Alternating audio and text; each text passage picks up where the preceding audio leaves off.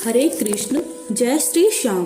पौष मास के शुक्ल पक्ष में आने वाली एकादशी है पुत्रदा एकादशी, जिसे वेठु एकादशी भी कहा जाता है। अंग्रेजी कैलेंडर के अनुसार साल 2025 की अंतिम एकादशी है पौष पुत्रदा एकादशी, और इस बार भी एकादशी तिथि 2 दिन रहने के कारण यह असमंजस बना हुआ है कि एकादशी का व्रत किस दिन रखना चाहिए और व्रत का पारण किस दिन करना चाहिए। आइए जानते हैं साल 2025 में पौष पुत्रदा एकादशी की सही तिथि और व्रत पारण मुहूर्त के बारे में। इस बार एकादशी तिथि 30 दिसंबर दिन मंगलवार को सुबह 7:51 से प्रारंभ हो रही है। इससे पहले तक 10वीं तिथि रहेगी और एकादशी तिथि का समापन होगा 31 दिसंबर दिन बुधवार को सुबह 5 बजे तक।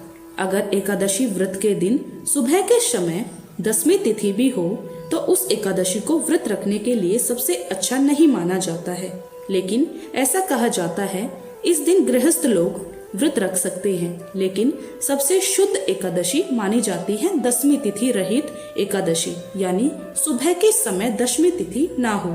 ऐसे में जो भी वैष्णव संप्रदाय के भक्त होते हैं या जो भी इससे जुड़े हुए लोग होते हैं वह शुद्ध एकादशी का ही व्रत रखते हैं, यानी कि अगर सूर्य उदय के समय या ब्रह्म मुहूर्त के समय कुछ क्षणों के लिए भी एकादशी हो और उसके बाद अगर पूरा दिन द्वादशी तिथि हो तो वे सभी श्रद्धालु दूजी एकादशी का ही व्रत रखते हैं, जिसे वैष्णव एकादशी भी कहते हैं। ऐसे में सबसे अधिक मोक्ष प्रदायिनी या सबसे अधिक पुण्यदायिनी तिथि कही जाती है वैष्णव एकादशी, और इस बार 30 दिसंबर मंगलवार को भी पुत्रदा एकादशी का व्रत रखा जाएगा। वहीं इस मंदिर के अनुसार 31 दिसंबर दिन बुधवार को भी पुत्रदा एकादशी का व्रत रहेगा। अगर बात की जाए किस दिन एकादशी का व्रत रखना ज्यादा सही है तो 31 दिसंबर दिन बुधवार को व्रत रखना सबसे ज्यादा सही रहेगा। ऐसा इसीलिए क्योंकि अगर आप मंगलवार के दिन एकादशी व्रत रख रहे हैं तो ध्यान रखिएगा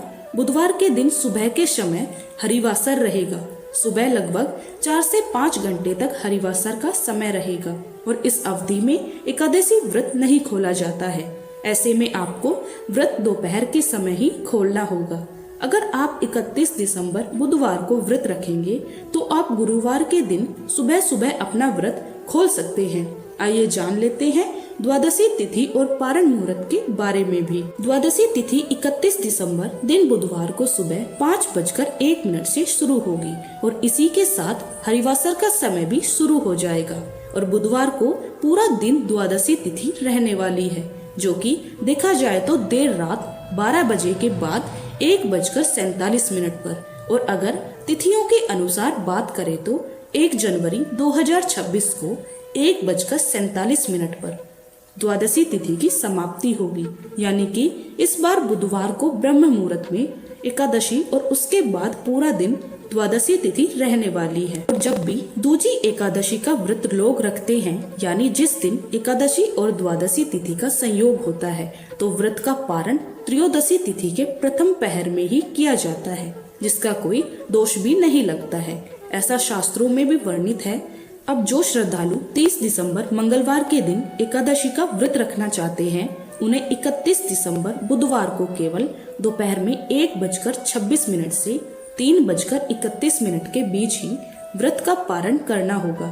वहीं जो श्रद्धालु दूजी एकादशी यानी कि वैष्णव एकादशी व्रत का पालन करेंगे, उन्हें 1 जनवरी 2026 को सुबह 7:14 से 9:18 के बीच में अपना उपवास खोलना होगा।